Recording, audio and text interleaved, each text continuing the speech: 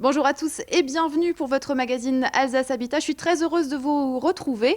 Et aujourd'hui sur ce plateau, j'accueille deux messieurs. Moussa Naïd Chaban, vous êtes référent bois, c'est ça, pour Alsace Habitat? Tout à fait. Bonjour. Bonjour. Et Joseph Lehmann, vous êtes co-gérant, directeur chez Est Ménager. Tout à Merci fait. d'être sur ce plateau.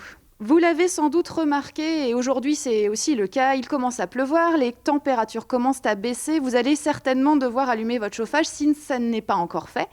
Et en tout cas, chez Alsace Habitat, vous avez à cœur aussi de réchauffer les cœurs et aussi les esprits chez les locataires, et surtout en fait de faire des économies à vos locataires. C'est quoi la politique thermique d'Alsace Habitat ? La politique thermique d'Alsace Habitat s'articule autour de deux lignes directrices, je dirais. La première consiste à offrir à nos locataires l'énergie la moins chère possible. Et la deuxième consiste à s'inscrire pleinement dans la dynamique énergétique, de transformation énergétique. Au-delà de s'inscrire pleinement, je dirais même jouer un rôle moteur dans la transformation énergétique de notre région d'abord, puis de notre pays, et de passer à chaque fois que cela est possible, économiquement et techniquement, sur des énergies vertes, énergies renouvelables, peu, voire pas polluantes. Et quand on parle d'énergie pas polluante, le déploiement des réseaux de chauffage est un levier qui nous permet d'agir efficacement par le biais de la mutualisation des installations sur la réduction des émissions de gaz à effet de serre. Alors justement, pour pouvoir réchauffer et faire des économies, et pour les locataires, et aussi au niveau de l'énergie, il faut des bons matériaux. Vous êtes là aussi pour conseiller les bailleurs sociaux. Comment est-ce que vous intervenez chez Est Ménager ? Alors, l'approche est toujours technique. C'est très important. Nous, on importe les chaudières autrichiennes Guntamatic. C'est des matériaux très robustes, fiables, pour qu'un bailleur social ou un particulier, peu importe, puisse investir dans du matériel qui va durer une trentaine d'années. D'accord. Ça fait plusieurs années que vous les utilisez, ces chaudières-là. Depuis 2005, à peu près 15 000 chaudières d'installer en Alsace. Alors justement, on va prendre tout de suite un exemple. On va prendre la direction de Viche, où les locataires d'Alsace Habitat vont bientôt bénéficier d'un tout nouveau réseau de chaleur et d'une chaufferie collective. Regardez. C'est un projet de grande envergure pour Alsace Habitat qui se profile dans la vallée de la Bruche. En effet, à Viche, le bailleur social propose aux locataires d'un quartier résidentiel d'une cinquantaine de logements aidés de pouvoir bientôt bénéficier d'un nouveau système de chauffage. Une chaufferie collective va voir le jour dans quelques mois. Objectif, faire baisser la consommation d'énergie des locataires durant la saison de chauffe hivernale. Ça servira à remplacer les chaudières gaz qu'on a chez les locataires, dont on avait des pannes récurrentes. Et nous allons donc mettre en place ici 4 chaudières en fin de compte de 250 kW qui permettront de chauffer en fin de compte l'ensemble du réseau. Là, le locataire aura effectivement la faculté déjà de chauffer avec le chauffage en hiver et avec le projet d'installation des panneaux solaires qui permettront effectivement de subvenir aux besoins en eau chaude pour la période hors chauffe et qui fera effectivement un appoint sur le réseau de chauffage en période de chauffe. La chaufferie collective sera alimentée en granulés de bois issus des forêts vosgiennes et devrait permettre de réduire considérablement les charges des locataires. Une solution toute trouvée qui a déjà fait ses preuves par le passé, comme au quartier de la Méno à Strasbourg. Sur la Méno, en tout cas, on avait fait nos études parce qu'il faut au moins une année de fonctionnement pour pouvoir le faire. C'est ce qu'on fera par ailleurs ici aussi. Mais sur la première année à la Méno, on a fait baisser de 30% des charges. Actuellement, le chantier se poursuit. Les chaudières devraient être installées fin du mois d'octobre. Alsace Habitat espère pouvoir ouvrir les vannes et alimenter le réseau de chaleur au 1er décembre. Alors Moussa, il y a 3 ans maintenant, presque 4 ans, vous avez inauguré la chaufferie collective de la Méno, qui est quand même une excellence nationale et peut-être aussi européenne. En tout cas, elle est là pour chauffer des milliers de logements dans le quartier de la Méno. Est-ce qu'on peut déjà une fois dresser un petit bilan ? Est-ce qu'elle a répondu à toutes vos attentes, cette chaufferie ? C'est toujours une grande émotion de parler de cette chaufferie de la Méno. C'est un projet qui constitue une grande fierté pour nous. Un projet référence en la matière, vous l'avez dit. Un projet qui, faut-il le rappeler, obtenu de la Marianne d'Or du développement durable. Concrètement, nous avons réduit les charges de chauffage de 30%. Nous avons divisé par 3 les frais de maintenance qui est aujourd'hui assurée en grande partie par nos propres équipes. Et nous sommes à un niveau d'émission des polluants de 12 mg quand le seuil réglementaire est de 50. Donc, Nous sommes pleinement satisfaits.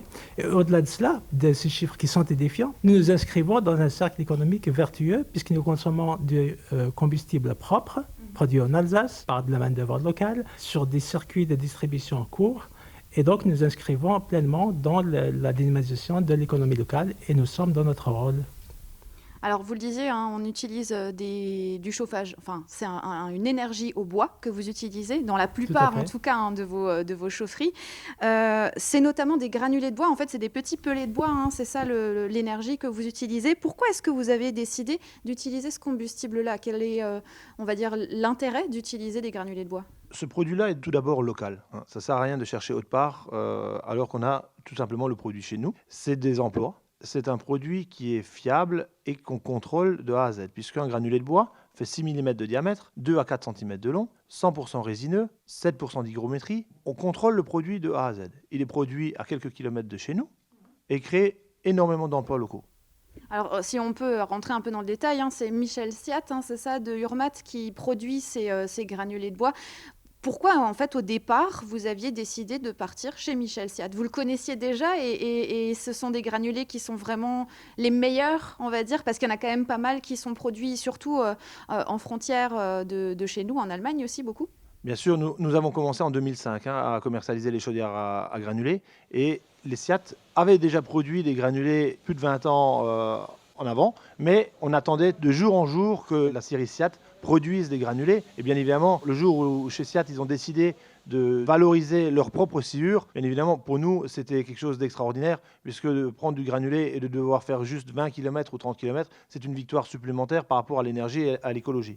Alors justement, les Alsaciens se posent pas mal de questions quand même sur ce qui se passe en termes de thermie chez Alsace Habitat. On va déjà prendre une première question.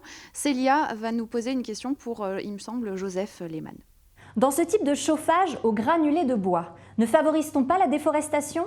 Alors Joseph, est-ce que vous pouvez répondre à cette personne? Oui, bien évidemment. Souvent, les gens pensent qu'on prend un arbre et qu'on fait du granulé, hein, pas du tout. On prend un arbre, on valorise l'écorce, on scie des planches pour du bois d'œuvre, pour du bois de charpente, et issu de ce sciage, nous avons de la sciure. Cette sciure est tout simplement affinée, séchée et transformée en granulé. Tout simplement. Donc du coup, c'est du déchet de coupe et on peut appeler ça comme ça? C'est un produit connexe, hein, un sous-produit. Hein. On valorise en fait l'ensemble du bois. Tout à fait. Alors, on va retourner à Vich, tout simplement parce qu'on va repartir donc sur ce projet de chaufferie qu'on a pu voir tout à l'heure, chaufferie collective, qui plaît beaucoup et qui a suscité en fait l'intérêt de la commune de Vich. Pourquoi? Réponse tout de suite.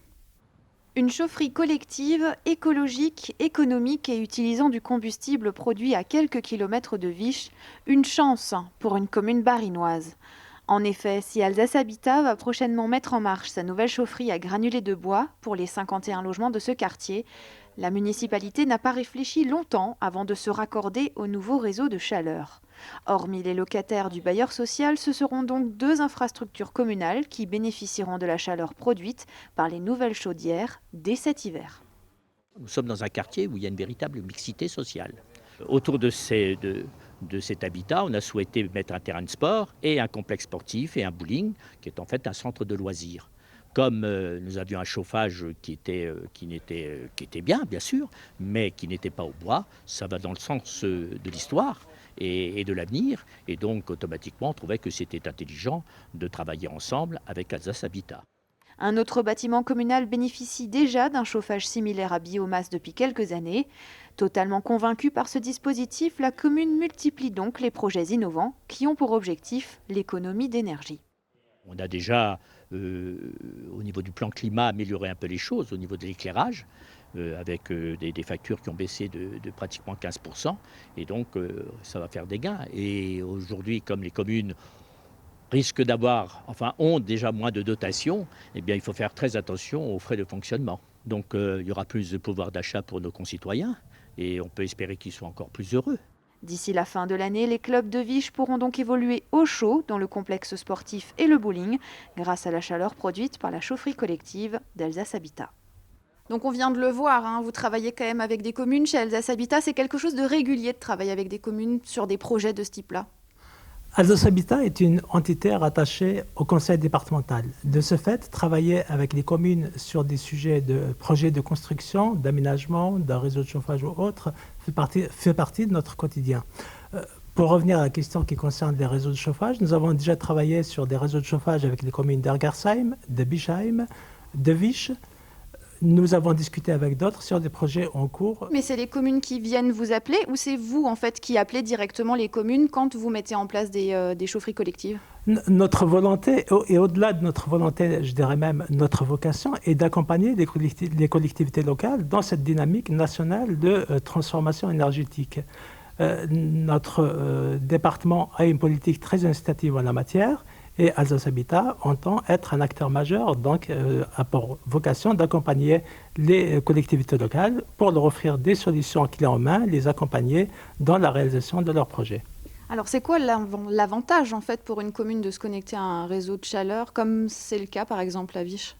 La mutualisation, tout simplement. Diviser les charges par plusieurs locataires et avec des halls de sport, des bâtiments tout simplement communaux, le fait de mutualiser les charges. On arrive à, en plus, approvisionner, puisqu'on a plusieurs chaudières en cascade, on a une garantie de chauffage à 100%. On ne peut pas avoir de rupture de chauffage.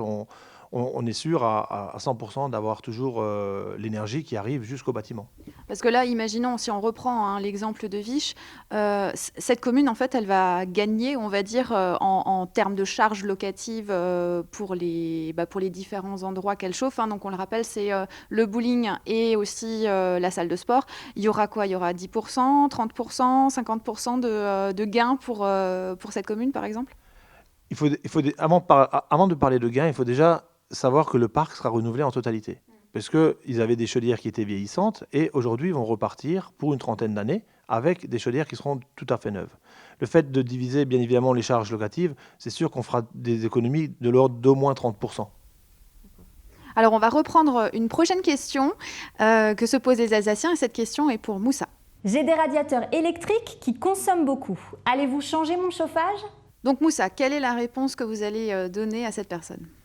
Nous travaillons en ce moment même sur un plan stratégique du patrimoine très volontariste et très ambitieux dans lequel nous avons inscrit comme objectif de ramener la totalité de notre parc dit énergivore, autrement dit ayant une classe énergétique EFG, à un niveau de performance BBC Rénovation d'ici à 10 ans.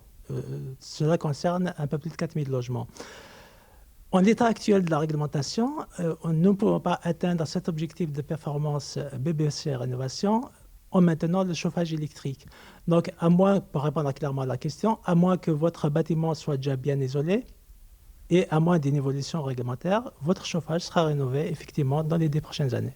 Alors Joseph, vous privilégiez avec Alsace Habitat les chauffages au bois, au combustible bois, mais il y a d'autres possibilités aussi qui sont économiques, écologiques. On peut parler peut-être d'autres possibilités comme, je ne sais pas, la géothermie, certaines choses que vous pouvez utiliser en termes de chauffage quand même? Oui, bien sûr. Avec Alsace Habitat, aujourd'hui, on développe énormément le granulé de bois, d'accord? Mais à part le granulé de bois, il y a également le morceau de bois, bûche, tout simplement, et il y a aussi la plaquette de bois, d'accord? Il y a bien évidemment d'autres solutions, comme la géothermie. Attention, il faut toujours que ce soit fait dans les règles. On a des grandes contre-références, tout simplement parce que ça a été mal réalisé. Donc il faut faire très attention à ces énergies-là. Nous, on est spécialisé dans le bois, avant tout, parce que c'est une énergie, comme je l'ai dit, très local. Très bien.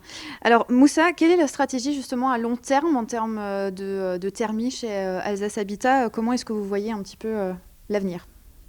Nous avons devant nous un défi majeur qui est celui de la transition énergétique et une nécessité impérieuse de réduire les émissions de gaz à effet de serre. À partir de là, notre stratégie à long terme en matière énergétique s'articule autour de 3 axes principaux. Le premier axe consiste à réduire les besoins en chauffage. Donc, j'ai évoqué l'objectif de ramener la totalité de notre patrimoine dit énergivore à un niveau de performance BBC Rénovation à échéance de 10 ans. Donc, le premier axe consiste à réduire les besoins en chauffage. Deuxième axe, passer à chaque fois que cela est faisable économiquement et techniquement sur des énergies vertes, des énergies renouvelables peu polluantes. Troisième axe, enfin, en partenariat avec les collectivités locales, d'autres bailleurs, des acteurs de l'industrie et d'autres, pourquoi pas, déployer à large échelle des réseaux de chauffage qui, avec des énergies renouvelables bien sûr, mais qui nous permettent à la fois de mutualiser les moyens et de réduire les émissions de gaz à effet de serre. Alors Moussa, on va prendre une toute dernière question et je crois que c'est pour vous. Souvent, les bâtiments d'un certain âge sont mal isolés. Que fera Alsace Habitat ? Alors, on parlait tout à l'heure de changer de chauffage. Aujourd'hui, maintenant, on parle d'isolation. Qu'est-ce que Alsace Habitat donc va faire pour cette personne ? Nous avons un programme pluriannuel de travaux d'amélioration énergétique et j'ai évoqué auparavant l'objectif inscrit dans notre plan stratégique du patrimoine de ramener notre parc énergivore à un niveau de performance BBC Rénovation. Cela passe par des travaux d'isolation extérieure, d'isolation des combles, de ventilation, de menuiserie extérieure et parfois du changement de mode de chauffage. Donc d'ici à 10 ans, nous n'aurons plus aucun bâtiment énergivore ou mal isolé. Alors aujourd'hui, on est d'accord, le radiateur électrique style grille-pain qu'on avait jusqu'à aujourd'hui encore est totalement désuet. Le fuel, c'est quand même très cher et c'est pas du tout écologique. À quoi est-ce qu'on tend vers l'avenir, Joseph Lehmann ? Il faut vraiment que tout le monde soit conscient qu'on doit aller forcément dans des énergies vertes pour qu'on arrête de polluer notre planète d'une façon catastrophique. Et je pense qu'aujourd'hui, on a une deuxième génération, c'est-à-dire déjà les enfants de nos clients, qui sont beaucoup plus sensibles à ça. Et je pense que ça part déjà au niveau de l'éducation à l'école, où on leur inflige une éducation qui est déjà orientée vers de l'énergie renouvelable, et c'est une très bonne chose. Alors, on parlait tout à l'heure des projets de Viche, vous parliez aussi d'autres projets. Il y a déjà des choses qui sont mises en place pour 2021, 2022. Vous disiez, vous avez quand même une vision sur 10 ans. Quels sont les prochains projets pour Alsace Habitat ? Alors, 2021 verra déjà l'achèvement complet du réseau de chaleur de Viche, qui sera toutefois opérationnel dès cette fin d'année. Il y a une extension très importante qui est prévue sur le réseau de chaleur du quartier des Écrivains à Bischheim, qui concernera les deux communes de Bischheim et Schiltigheim. Nous discutons avec d'autres communes sur des projets à venir. Je saisis cette occasion pour lancer un appel aux collectivités locales. Nous avons aujourd'hui une politique très incitative de notre conseil départemental en la matière. Nous avons un gouvernement qui a mis sur la table un plan de relance ambitieux avec d'énormes dépenses fléchies vers la transition énergétique et les emplois locaux, non délocalisables. Donc nous avons tous les ingrédients réunis pour transformer collectivement cette crise sanitaire qui a bouleversé nos vies en une opportunité pour donner un essor à l'économie locale, créer des emplois pérennes, non délocalisables, et améliorer la qualité de l'air que nous respirons, protéger notre planète et avancer sereinement vers l'avenir. Alsace Habitat, naturellement, nous entendons être un acteur majeur de cette transformation énergétique et nous nous tenons à disposition des collectivités locales pour les accompagner et donner vie à leurs projets. Très bien. En tout cas, le message est passé. Vous savez qui appeler maintenant quand vous avez besoin d'une chaudière collective ou que vous avez d'autres besoins, en tout cas en matière de chauffage. Merci en tout cas, messieurs, d'avoir été avec nous sur ce plateau aujourd'hui. Merci Ça a été à un vous. plaisir. Merci à vous, Fanny. Quant à nous, on se retrouve très prochainement sur Alsace 20, même heure, même endroit. À très bientôt. Excellente soirée.